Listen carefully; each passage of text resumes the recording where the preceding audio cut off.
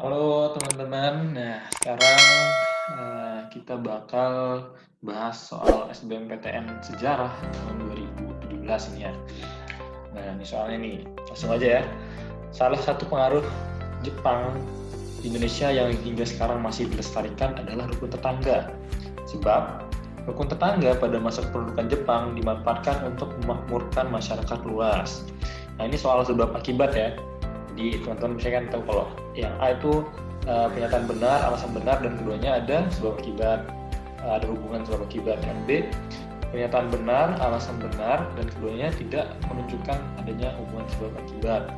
Yang C itu ada pernyataan benar dan alasan salah. Yang D itu pernyataan salah dan alasan benar. Yang E jika pernyataan dan alasannya keduanya salah. Nah, jadi yang mana nih kira-kira nih? Nah, langsung aja ya kita bahas ya. Nah, ini jawabannya itu adalah C. Kenapa? Karena berarti yang C itu pernyataan benar dan alasannya salah. Nah, ini alasan salah. Jadi yang ini benar, ini salah tanpa adanya sebab akibat. Karena salah satu pengaruh Jepang di Indonesia memang sampai sekarang masih dilestarikan adalah rukun tetangga. Dulu itu disebut dengan namanya tonari bumi, baik di desa maupun perkotaan. Nah, jadi RT atau rukun tetangga ini emang dilestarikan emang dari Jepang ya. Kayak, ini ada emang gara-gara dulu Jepang yang menciptakannya. Yang bilang tadi namanya itu adalah tonarigumi. Catat nih kalau mau tahu. Nah, kenapa rukun tetangga? Nih sebabnya alasan yang salah nih. Rukun tetangga pada masa pendudukan Jepang dimanfaatkan untuk memakmurkan masyarakat luas. Jadi ya ini salah. Kenapa? Karena rukun tetangga pada masa pendudukan Jepang itu dimanfaatkan guna mengorganisasikan seluruh penduduk desa untuk melakukan mobilisasi, indoktrinasi, dan pelaporan sehari-hari pada pemerintah kolonial Jepang. Tujuan akhirnya adalah melanggengkan kekuasaan Jepang di Indonesia. Jadi kalau dibilang sini alasannya memakmurkan masyarakat luas, itu salah ya. Alasan yang sebenarnya adalah untuk melanggengkan kekuasaan Jepang di Indonesia. Jadi yang ini salah dan yang ini benar. Jadi jawabannya C gitu.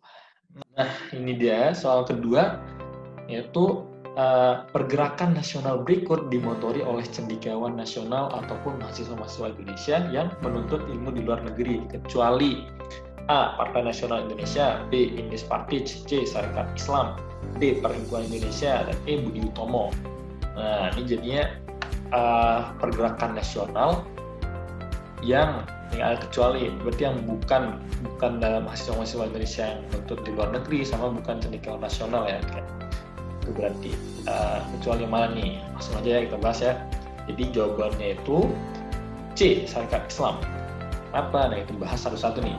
Jadi Partai Nasional Indonesia atau PNI itu adalah partai politik tertua di Indonesia. Partai ini didirikan pada 4 Juli 1927 dengan nama Perserikatan Nasional Indonesia.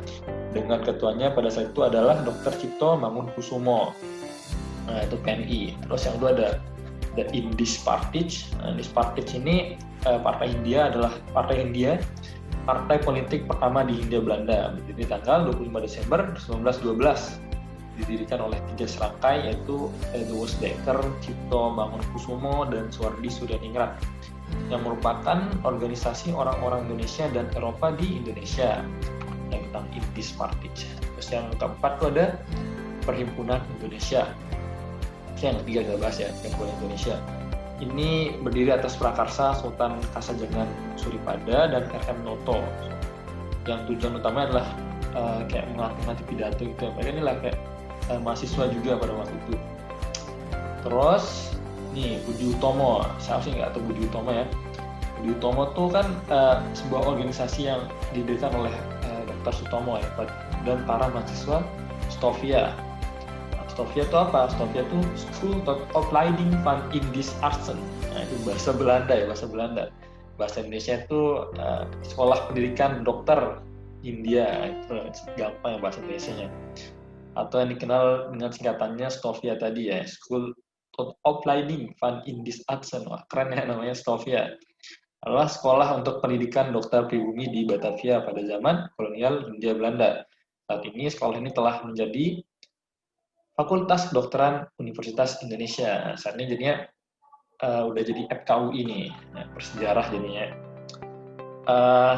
Jadi Syarikat Islam ini jawabannya tadi ya, kenapa yang bukan mahasiswa-mahasiswa Indonesia menuntut ilmu di luar negeri, karena pendiri dari Syarikat Islam ini, beliau bernama Samanhudi atau biasa dikenal dengan Kiai Haji Samanhudi. Beliau lahir di Laweyan, Surakarta, Jawa Tengah tahun 1868, meninggal di Klaten 26 Desember 1956. Beliau ini pendiri Syarikat Islam. Di latar belakang beliau ini emang pondok pesantren ya.